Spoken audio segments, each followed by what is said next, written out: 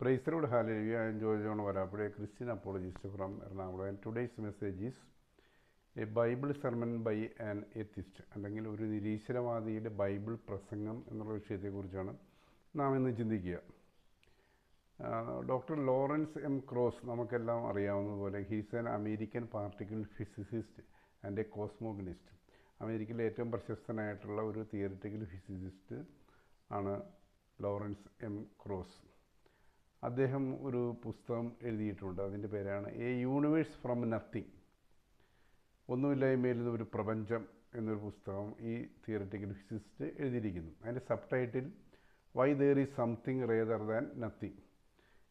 എന്തുകൊണ്ട് ഒന്നുമില്ലാതെ ഇരുന്നാൽ പോരായിരുന്നു, എന്തിനാണ് ഈ സംതിങ്, അതായത് ഈ പ്രപഞ്ചം എന്തിനാണ് ഉണ്ടായതെന്ന് അദ്ദേഹം സബ് ടൈറ്റിലായിട്ട് ചോദിക്കുന്നുണ്ട്. അതുകൊണ്ടാണല്ലോ നമുക്കെല്ലാവർക്കും വലിയ പ്രശ്നമുണ്ട്. ഈ പ്രപഞ്ചം ഉണ്ടായതുകൊണ്ടാണ് നമ്മളുണ്ടായത്, നമ്മളുടെ എക്സിസ്റ്റൻസ്. ജീൻ പോൾ സാർത്ത് പറയുന്ന പോലെ പെയിൻഫുൾ എക്സിസ്റ്റൻസ് ഉണ്ടായത് ഈ സംതിങ് ഉണ്ടായതുകൊണ്ടാണ്. സംതിങ് റേദർ ദാൻ നത്തിങ് ആയിട്ടിരുന്നെങ്കിൽ ഈ കുഴപ്പം ഉണ്ടാകാൻ വരുന്നില്ല.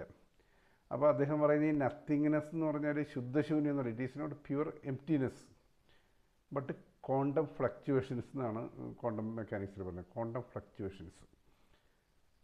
He says that there are 5 kinds of nothingness. ഒരു നത്തിങ്നെസ് അല്ല, 5 തരം നത്തിങ്നെസ് ഉണ്ട് എന്നാണ് അദ്ദേഹം ക്വാണ്ടം ഫിസിക്സിലൂടെ പറയുന്നത്.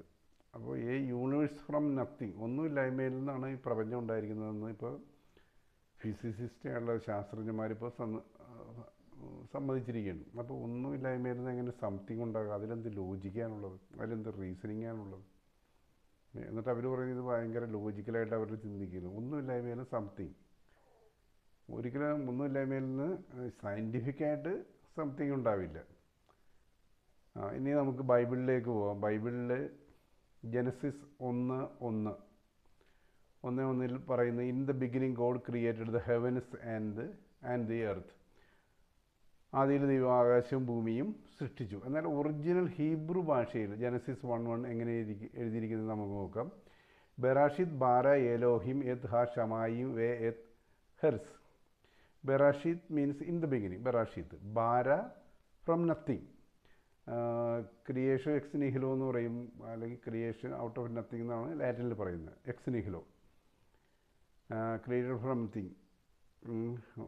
ബെറാഷിത് ബാര എലോഹിം എത്ത് ഹ ഷമായിം. ഷമായിം എന്ന് പറഞ്ഞാൽ ഹെവൻസ്. ഹെവൻസ് എന്ന് പറഞ്ഞാൽ 3 സ്വർഗങ്ങളുണ്ട്.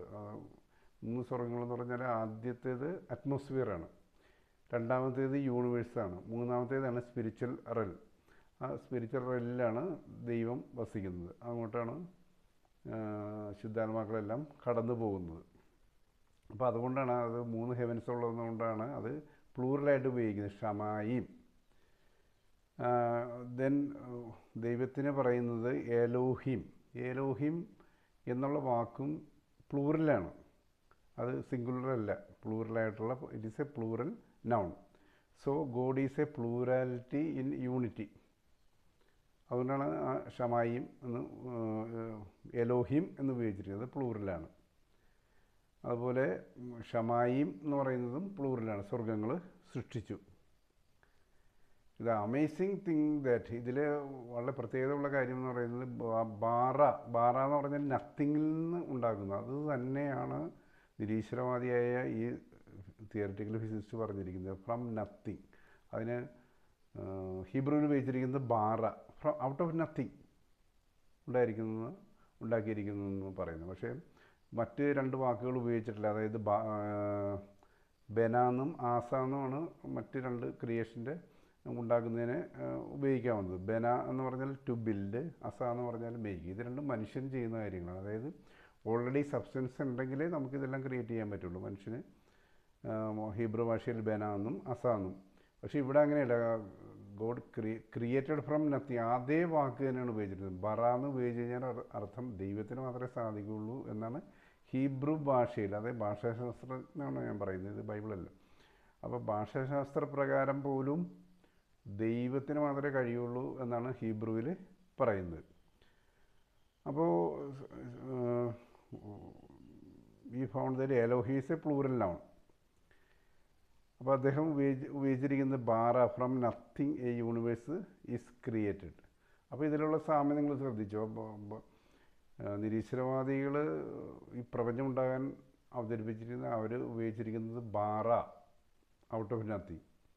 നമ്മൾ അതേ ബൈബിൾ വചനമാണ് ഇദ്ദേഹം പറയുന്നത്, Lawrence M Krauss, a universe from nothing, ഒന്നുമില്ലായ്മയിൽ നിന്ന് ഈ പ്രപഞ്ചം ഉണ്ടായി. അപ്പോൾ അതിൻ്റെ ആ സാമ്യം നോക്കി, ദൈവം ഇല്ല എന്ന് പറയുന്നവർക്ക് പോലും ബൈബിളിലെ വാക്കുകൾ ഉപയോഗിച്ചിട്ട് വേണം അവർക്കൊരു പുസ്തകം എഴുതാനും അവരുടെ ക്വാണ്ടം ഫ്ലക്ച്വേഷൻസ് എല്ലാം വിശദീകരിക്കാനും സാധിക്കുന്നത്. അതുകൊണ്ട് എന്താണ് നമ്മൾ കൺക്ലൂഡ് ചെയ്യുന്നത്?